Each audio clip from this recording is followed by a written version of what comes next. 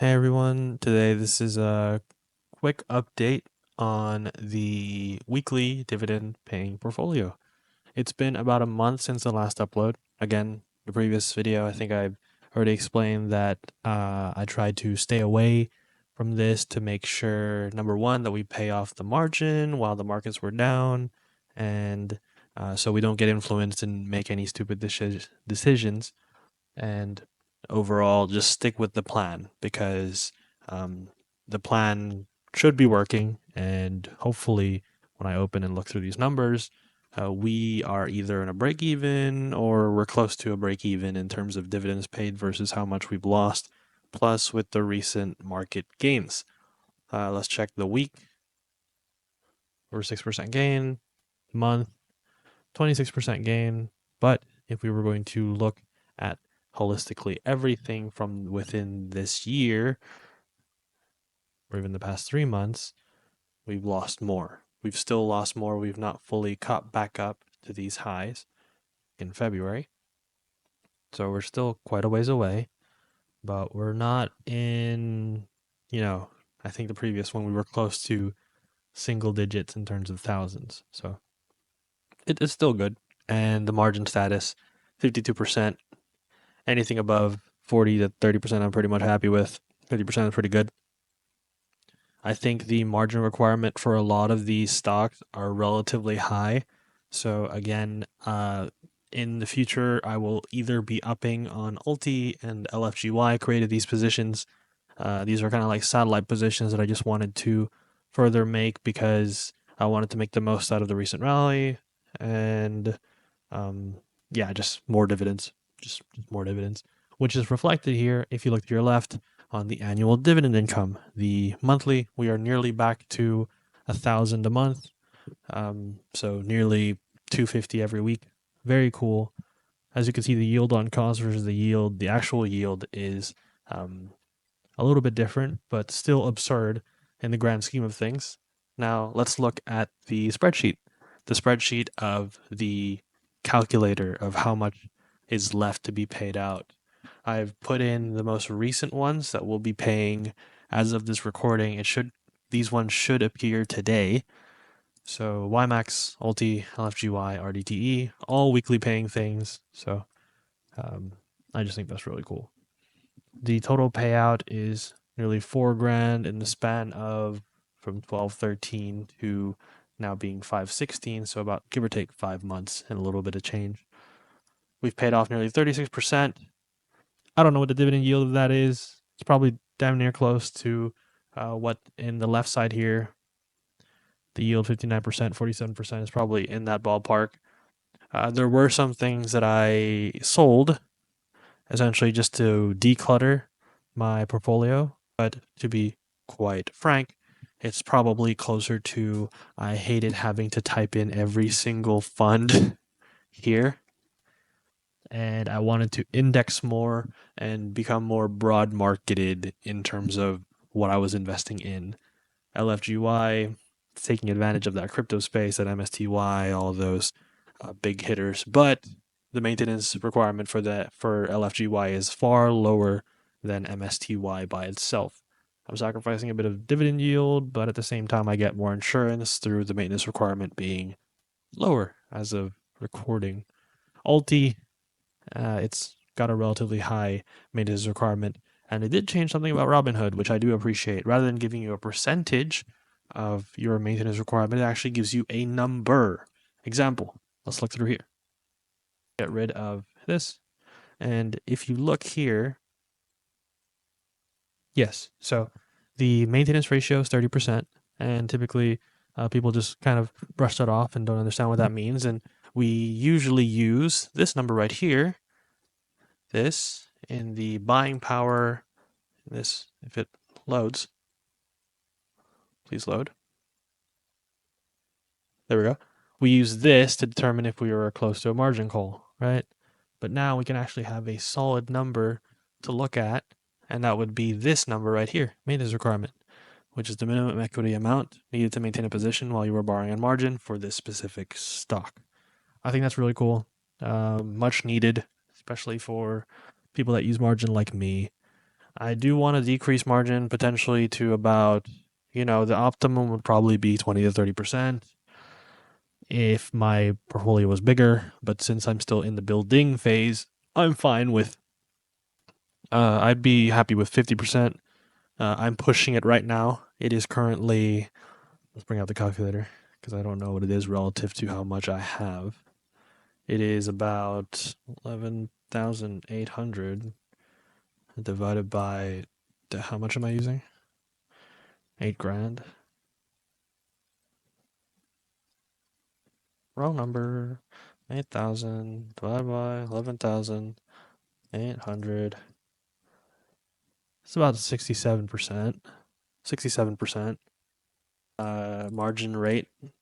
So I could whittle it down and hopefully get it to 60% and then whittle it down further to 50%. Or what I'm doing right now, since I'm kind of reinvesting, since the market's kind of going a little bit better, it's not causing as much fear. More so, it's pushing people to buy more. I'm also buying more to improve that in the left side here, this monthly dividend. I want to get back to 1,000 by minimum, and I think I can do that by putting the rest of the dividends that I get from all these from YMAX and RDTE into Ulti and LFGY respectively. So about $100 per week on each fund, and I think I can get back to 1,000 after that. We'll take it from there. That's mainly the majority of my update. There's nothing really else going on. The amount of borrowing limit I have on this account is 19,000. So technically, I did have an idea, which I realized was not really smart at all, but it was an idea, and I want to go through the reasons why I thought it was a good idea, and potentially, if you had the same idea, would you have done it, right? So the idea was to put it on something to use all my remaining margin, which for this case would have been 19,000, so an extra 11,000 plus from using this, and put it into a stable monthly paying dividend stock that is higher than the margin rate that I'm currently paying for my margin usage. I think the margin on Robinhood right now is about 5.75% or 6%, somewhere around there, 5 to 6%. Okay. So you're paying 5 to 6% per year of your margin used in order to have the ability to use margin. And I wanted to put it in something like JEPI. And if we do a quick Google search, JEPI dividend, JEPI pays 10.5%. It pays 10.5% dividend. So I was thinking, I'm paying 5.75% per year, or I'm paying 5.75% per year to use this margin, and I'm going to get 10% back in the year for keeping this stock using that margin. So I get the difference. Arbitrage.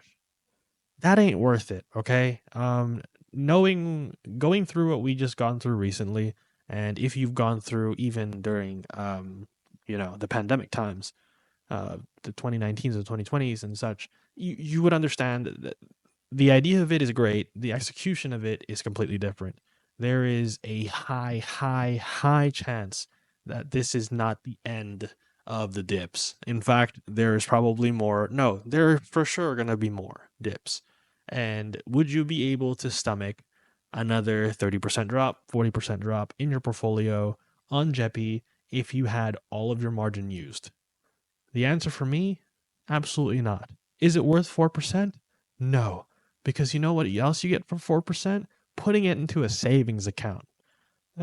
Putting the money in a savings account gets you about 4% a year. So there's no point in putting risking money for the whole year just for 4%. That's just not, doesn't make sense. But in my head at the time, I did think, ooh, what the potential of it is cool, and I get the money. It's not worth it. Okay, I calculated the numbers. It just ain't. But if you had that same idea, um, yeah, I just wanted to bring that up there just in case to save somebody. I'm hoping it saves someone because I know someone's probably going to go margin tits up and put every single dollar they have on access on margin. Just imagine the $11,000 in difference, right? Let's do quick math. 11,000 on a not on a 10% stock on a 10% dividend paying, you get $91 per month. You are risking your whole portfolio over $91 a month. Sorry, $91 in total, because you're still having to pay half of that, divide it by 2. You're paying half of that at the end of the year for margin. No, you're paying that monthly too in margin, so you're paying half of that. You're paying 45 in margin. And then you're getting $45 back. You're getting sorry, I don't even think that's one DoorDash order. You're getting 1.5 DoorDash orders per month. You're risking your whole portfolio and the idea of being margin called and having the anxiety and the stress of dealing with the total market day in, day out for a whole year for quite literally 1.5 DoorDashes a month. I don't know about you, but yeah, that just doesn't make much sense to me. It did at the time because the numbers sounded good, it sounded juicy, but the juice is not worth the squeeze. So again, I hope I saved somebody some heartbreak if they thought that would be a good idea. I will be decreasing general consensus for this portfolio. We're just going to keep moving along, keep doing what we do. Hopefully, we can get back to the 1,000 by next week or the week after, maybe in a month again. I don't know if I'll be doing weekly updates, but I definitely will be still posting at least weekly on the posts. It's not a video, but it's in the posts. And who knows, maybe bi-weekly I'll be posting videos if the market keeps doing pretty decent. If it doesn't, you know where I'll be. Not here, but I will still be getting dividends because we keep moving forward with the plan, not our emotions. Anyway, thank you so much for watching. Hopefully you stop by again whenever the next update comes, and hopefully it'll be better news once again. See ya.